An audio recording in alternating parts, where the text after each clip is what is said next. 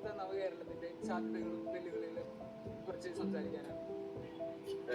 കുട്ടികൾ ഇപ്പോൾ വഴി തെറ്റി പോകുന്നതിന്റെ മെയിൻ കാരണം പാരന്റ്സ് എപ്പോഴും എൻഗേജ്ഡ് ആയിരിക്കും അവരവരുടെ കാര്യത്തിൽ. അപ്പൊ കുട്ടികളെ ഒരു ടീനേജ് പ്രായം വരെ ഒപ്പം ഒരു ഫ്രണ്ട്സിനെ പോലെ കണ്ട് കാര്യങ്ങൾ മനസ്സിലാക്കി കൊടുക്കുകയാണെങ്കിൽ അവരാ നല്ല രീതിക്ക് നല്ല പാതയിലൂടെ പോകുമെന്നാണ്. അടിച്ചേൽപ്പിക്കാൻ പറ്റില്ലല്ലോ, അതാ കുട്ടിയോട് ചിന്തിക്കണം. അതിന് നമ്മൾ ആദ്യം തൊട്ടത് ക്ലാസ് കൊടുക്കണം.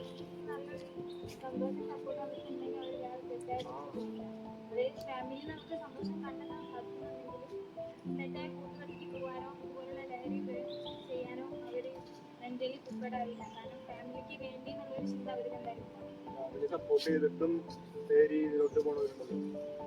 അവർക്ക് കൃത്യമായ അവയർനെസ് കൊടുക്കണം. സ്കൂളിൽ പേരൻസിന്റെ കാര്യങ്ങളല്ലോ അതിനെ പറ്റിയുള്ള ദുഷ്ഫലങ്ങളൊക്കെ ആ തുടങ്ങുന്ന സമയത്ത് തന്നെ പറഞ്ഞു കൊടുക്കുമ്പോൾ ഒരുവിധം എല്ലാവരും അതിന്റെ പിന്തിരിയാനുള്ള സാധ്യതയുണ്ട്. ഫാമിലി അംഗങ്ങൾ തന്നെ ലഹരി വസ്തുക്കൾ ഉപയോഗിക്കുകയും അവന്റെ ചുറ്റുപാടുകളിൽ നിരന്തരം അവൻ ലഹരി വസ്തുക്കൾ കഷ്ടപ്പെടുന്നത് കാണുകയും ചെയ്യുമ്പോൾ അവൻ ഇങ്ങനെ ഒരു നല്ല ലഹരിയിൽ നിന്ന് ചുറ്റുപാടുള്ള കാര്യങ്ങളിൽ ഇൻഫ്ലുവൻസ് ആവാതിരിക്കാൻ മാത്രം പ്രാപ്തമായ ആളുകളെ കൊണ്ടോ അല്ലെ അതിനെപ്പറ്റി കൂടുതൽ അറിയുന്ന പ്രമുഖ വ്യക്തികളെ കൊണ്ടോ കൗൺസിലിംഗ് നടത്തിക്കുന്ന ക്ലാസ്സുകളിൽ അതിനേക്കുള്ള സാധ്യതകൾ ചെയ്തു കൊടുക്കുന്നുണ്ട്. കൗൺസിലിംഗ് ക്ലാസ്സുകൾ തന്നെ കൊടുക്കുന്നുണ്ട്. അതൊക്കെ പക്ഷേ കൗൺസിലിംഗ് കൊടുക്കണ്ടേ, പക്ഷെ അതെല്ലാവരും ഉൾക്കൊള്ളണമെന്ന്. ചിലർ അടി കിട്ടിയാലേ പഠിക്കൂ എന്ന് പറയുന്ന ആൾക്കാരുണ്ടോ. അതായത് നമ്മൾ എത്ര ഓറിയന്റേഷൻ ക്ലാസ് കൊടുത്താലും അവയർനെസ് കൊടുത്താലും വീണ്ടും വീണ്ടും ആ ഒരു ക്യൂരിയോസിറ്റി മൂലം പല കൗമാര പ്രായക്കാരും അതിക്ക് ഉണ്ട്. പക്ഷെ അങ്ങനെയുള്ളവർക്ക് റീഹാബിലിറ്റേഷൻ സെന്റർ ഉണ്ട്. അല്ലാതെ അവർക്ക് പേഴ്സണലായുള്ള കൗൺസിലിംഗ് കാര്യങ്ങളും കൊടുത്തിട്ട് ഒരു പരിധി വരെ അവരെ മൈൻഡ് സെറ്റ് നമുക്ക് മാറ്റിയെടുത്തിട്ട് ഡ്രഗ്സിന് വിമുക്താക്കാൻ പറ്റും.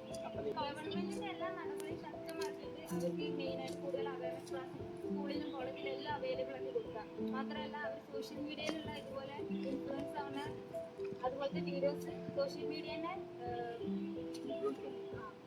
അതൊരു പരിധി വരെ കുറയ്ക്കാൻ സോഷ്യൽ മീഡിയനെ ശ്രമിക്കുക വേണം. പിന്നെ കുട്ടികൾ സോഷ്യൽ മീഡിയയിൽ കൂടുതൽ അഡിക്റ്റായി ഇതുപോലത്തെ എന്തെങ്കിലും ഇൻഫ്ലുവൻസ് ആവാൻ നോക്കുക. ഇങ്ങനെ അധികം ഇൻഫ്ലുവൻസ് ആയ കുട്ടികളെയാണ് നമ്മൾ പറഞ്ഞത് റീഹാബിലിറ്റേഷൻ സെന്റർ വഴി നമുക്ക് തിരിച്ച് ജീവിതത്തിലേക്ക് കൊണ്ടുവരാം. നിങ്ങൾ തന്നെ പറയുന്നത് ചുറ്റുപാടുകളാണ് ലഹരിക്ക് അടിമയാക്കുന്നത്. പുതുതലമുറയുടെ ചുറ്റുപാടുകളാണ് ലഹരിക്ക് അടിമയാക്കുന്നത് പറയാം. അപ്പൊ അതിനെന്താ പരിഹാരം ഉള്ളത്?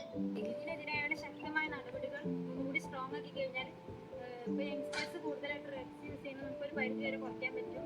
മാത്രമല്ല ഒരു തരത്തിലുള്ള സോഷ്യൽ മീഡിയയിൽ വഴിയുള്ള ഒരു പ്രൊമോട്ടേഷനും ഗവൺമെന്റ് നടത്താൻ സമ്മതിക്കുക ശക്തമായി എതിർത്തുകൊണ്ട് നമുക്ക് ഒരു നവകേരള ലഹരി മുക്ത കേരളത്തെ വാർത്തെടുക്കാൻ സാധിക്കും.